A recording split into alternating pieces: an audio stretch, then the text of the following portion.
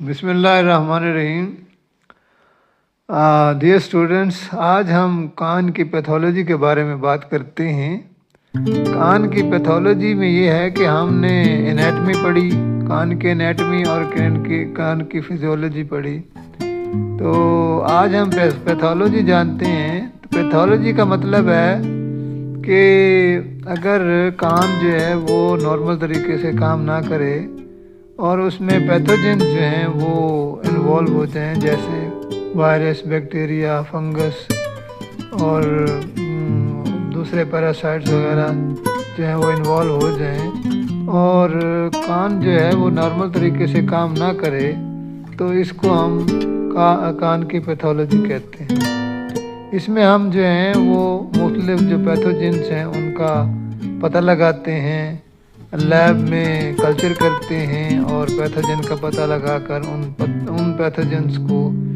दूर करने का जो है वो तरीके अख्तियार करते हैं और जिससे ये रुकावट जो है वो दूर हो जाती है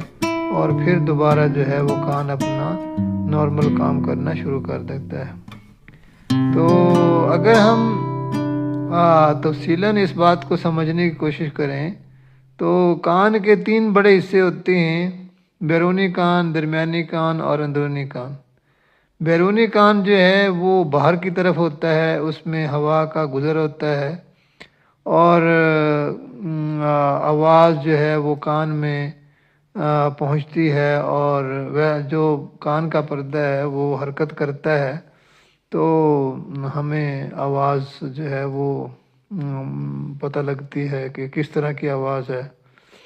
तो इसकी हिफाजत के लिए अल्लाह ताला ने कान के बाहर बाल लगाए हुए हैं और कान के अंदरूनी जानब वैक्स मौजूद है जो कि पैथोजेंस को रोकती है अंदर आने से, और बाल जो हैं वो हवा को साफ़ करने का काम करता है।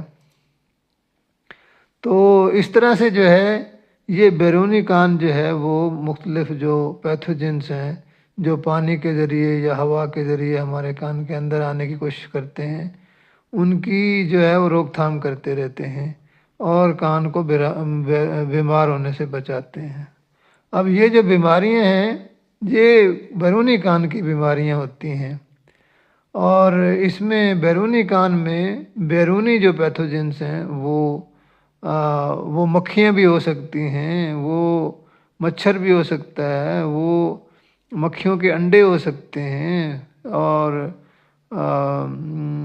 मुख्तलिफ जो मतलब छोटे जानदार हैं वो हो सकते हैं। तो ये सारे आके जो है ये जो कान का पर्दा होता है, टेम्पेनिक मेम्ब्रेन है, इसको नुकसान पहुंचाने की कोशिश करते हैं।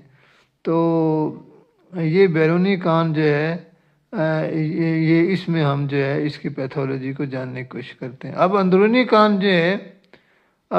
कान जो है ये भी एक बक्सा है जिसके अंदर हड्डियाँ लगी हुई हैं और इसके साथ जो है कान का पर्दा है और इससे कान की जो वाइब्रेशन है वो होती है और हम आवाज़ सुनते हैं। तो ये जो अंदरूनी कान है और दरमियानी कान है, इसमें जब कान का पर्दा जब हरकत करता है तो कान के इस हिस्से में प्रेशर बनता है। कान के पर्दे के हिलने से कान में एक प्रेशर बनता है। इस प्रेशर को दूर करने के लिए एक ट्यूब जो है वो कान से नाक के दरमियान पाई जाती है, जिसको हम जो है वेस्टिबुलर ट्यूब कहते हैं। ये वेस्टिबुलर ट्यूब जो है ये कान का जो प्रेशर होता है वो नाक के ज़रिए दूर करती रहती है और खुदा न खास्ता अगर ये वह जो ट्यूब है ये बंद हो जाए, ये जो वेस्टिबुलर ट्यूब है ये बंद हो जाए,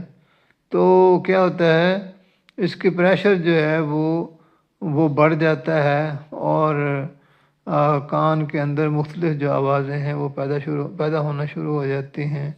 اور کان جو ہے وہ بھرایا ہوا ہوتا ہے اور بند محسوس ہوتا ہے۔ تو اس میں بھی مختلف جو پیتھوجنز ہیں وہ انوالو ہوتے ہیں، اور اس حصے میں مواد پیدا ہوتا ہے، اور یہ مواد جو ہوتا ہے یہ مختلف قسم کا ہو سکتا ہے، اور وہ جو ہے وہ ناک کے ذریعے وقتاً فوقتاً جو ہے وہ خارج ہوتا رہتا ہے، اور جس سے کان کا جو پریشر ہے وہ اندرونی کان کا اور بیرونی کان کا جتنی بھی جو علائشیں ہیں وہ ناک کے ذریعے جو ہیں